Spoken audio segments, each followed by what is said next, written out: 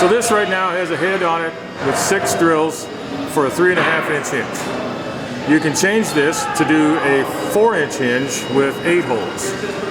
So all you have to do that is we have to turn off the air. So to change to the 4-inch head, we've turned off the air. We push that orange ring in, pull this hose out. Pull the small hose out also. Then we're going to do 1 bolt back here.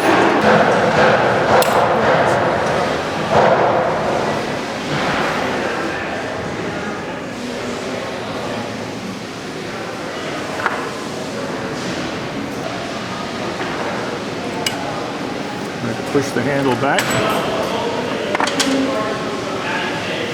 This head just lifts right off, like that.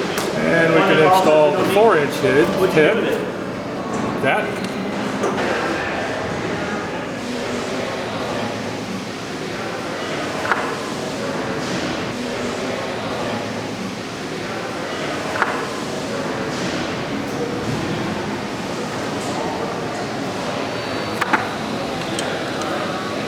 Bolt at the back.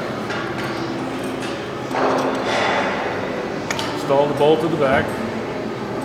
Okay, so we've reinstalled the bolt up back here. Now we can connect the 2 hoses.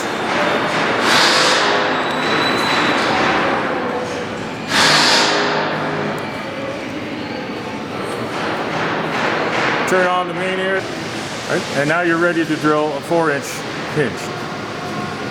The reason that works is that we've centered the pre-drill over the 1 1/4 inch gap in the door.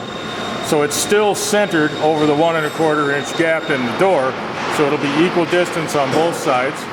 The caveat, the requirement, remember we said on the 3.5-inch hinge you had to have 1 1/8 and 1 1/8.